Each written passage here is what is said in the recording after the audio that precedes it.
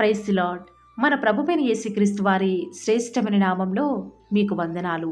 ఈరోజు ఆ పరమ తండ్రి మనందరినీ ప్రేమించి అనుగ్రహించిన వాగ్దానము, గౌరవ ప్రభావములను నీవు అతనికి ధరింపచేసి ఉన్నావు. కీర్తనల గ్రంథము 21వ అధ్యాయం 5వ వచనం. You have bestowed on him splendour and majesty. Psalms chapter 21 verse 5. ఈరోజు ఆ పరమ తండ్రి మనందరినీ ప్రేమించి అనుగ్రహించిన కృపావార్తను బట్టి ధ్యానించుకుందాము. ఈ లోకంలో కేవలం దేవుడు మాత్రమే ఘనత ప్రభావములను పొందనర్హుడు. ఘనత ప్రభావములు ఆయన సన్నిధిని ఉన్నవి, బల సౌందర్యములు ఆయన పరిశుద్ధ స్థలములో ఉన్నవి.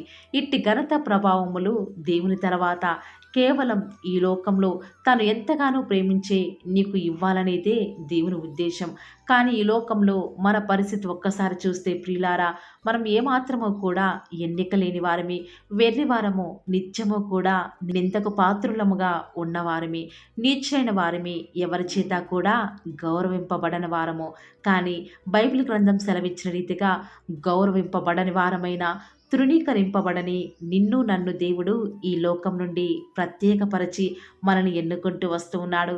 అంతేకాదు, నిన్ను ఎవరైతే ఈనాడు చిన్న చూపు చూస్తున్నారో వారి కళ్ళ ముందే గౌరవ ప్రభావములను నీకు కిరీటముగా ఆ పరమ తండ్రి ధరింపచేస్తూ వస్తూ ఉన్నాడు. ఈరోజు ఎవరైతే ఇక ఎప్పుడు కూడా నువ్వు వృద్ధిలోనికి రావులే అని నిన్ను తక్కువగా అంచనా వేశారో వారి ముందే ఆ పరమ తండ్రి నిన్ను హెచ్చించబోతూ వస్తూ ఉన్నాడు. మన దేవుని దృష్టికి మనం అంతగా హెచ్చించబడాలంటే మనకి ఏ అర్హత ఉండాలని ఒక్కసారి ఆలోచన చేస్తే ప్రియులారా, ఎప్పుడైతే మనం దేవుని దృష్టికి ఆయన బలిష్టమైన హస్తాల క్రింద ఎప్పుడైతే నీకు నువ్వే తగ్గించుకుంటావో వారందరి ముందు నీ కొమ్మును హెచ్చించబోతూ వస్తూ ఉన్నాడు.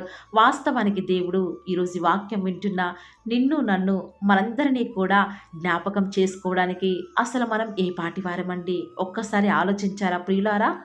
దేవుడు మనకు అంత విలువనిచ్చి దేవుని కంటే కొంచెమే మనల్ని తక్కువనిగా చేసి, దేవుడు మనకు అంత విలువనిచ్చి దేవుని కంటే కొంచెమే మనల్ని తక్కువనిగా చేసి మహిమ ప్రభావములను మనకు కిరీటముగా ధరింపచేసి ఉన్నాడు.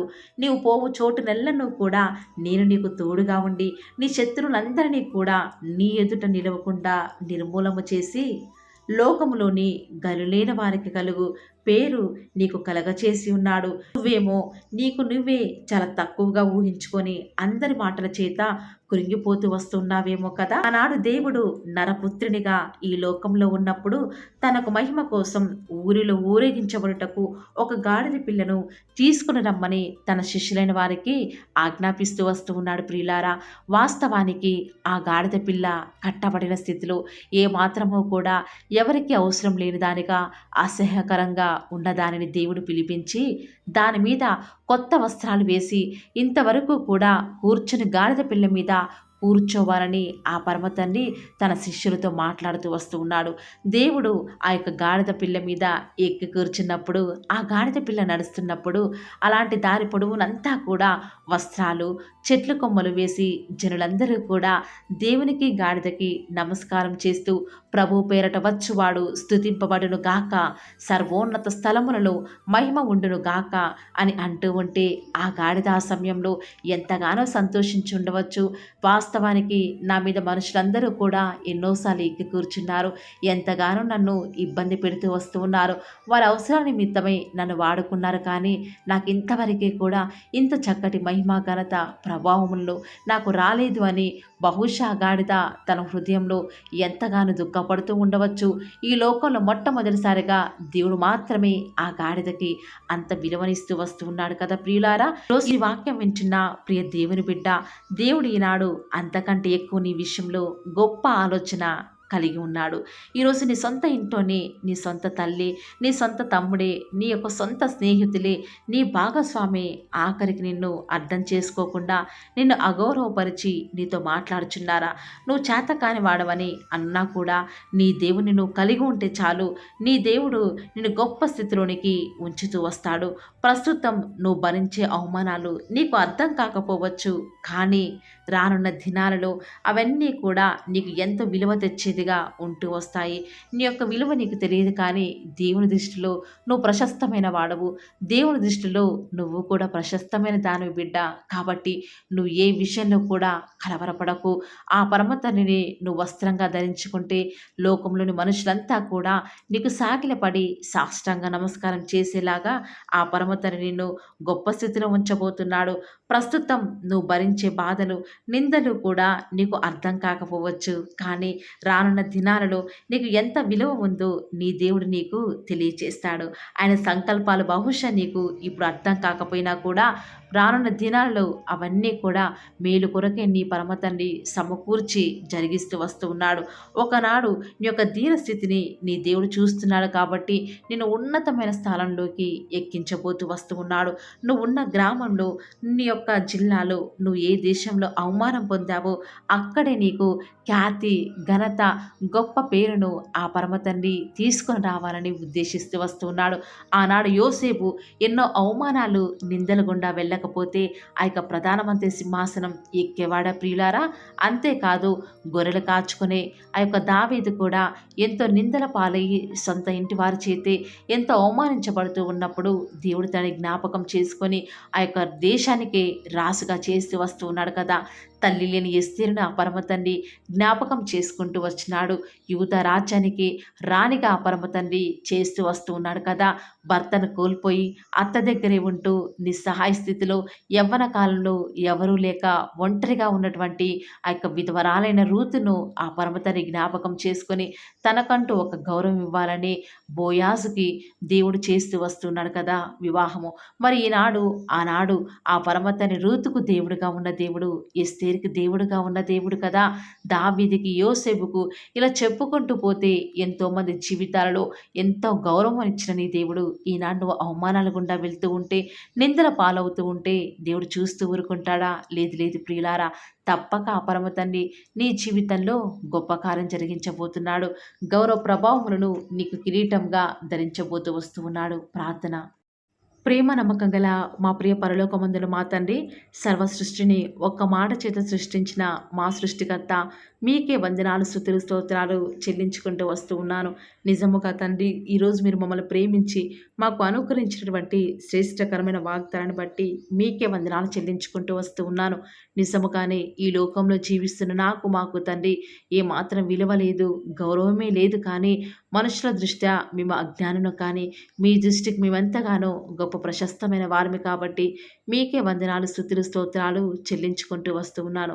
ఎంతైనా కూడా మీరు నమ్మదగిన దేవుడవు, సత్య సాక్షివి, అద్భుతాలు, ఆశ్చర్య కార్యాలను మిమ్మల్ని నమ్ముకున్న బిడ్డల పక్షముగా నేటి వరకు కూడా జరిగించుచున్న ఆత్మదేవ, మీకే స్తుతులు, స్తోత్రాలు చెల్లించుకుంటూ వస్తూ ఉన్నాను.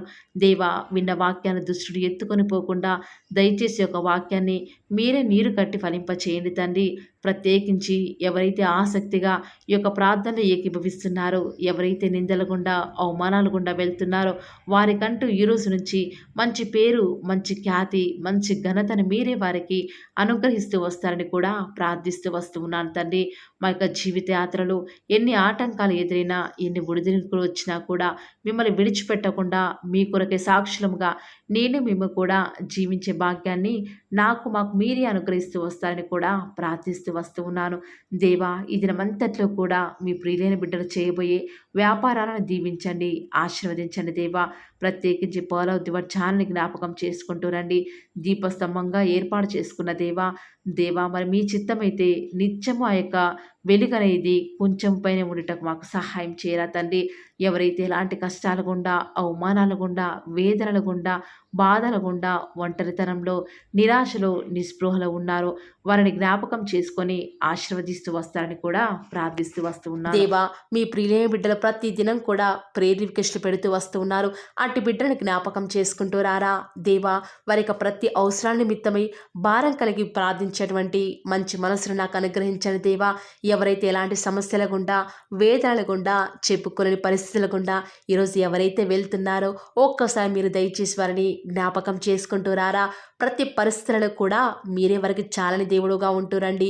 ఈరోజు ఎవరైతే ప్రార్థించి ప్రయత్నించబోతున్నారో వారి ప్రతి పనిని కూడా మీరే సఫలం చేస్తురండి.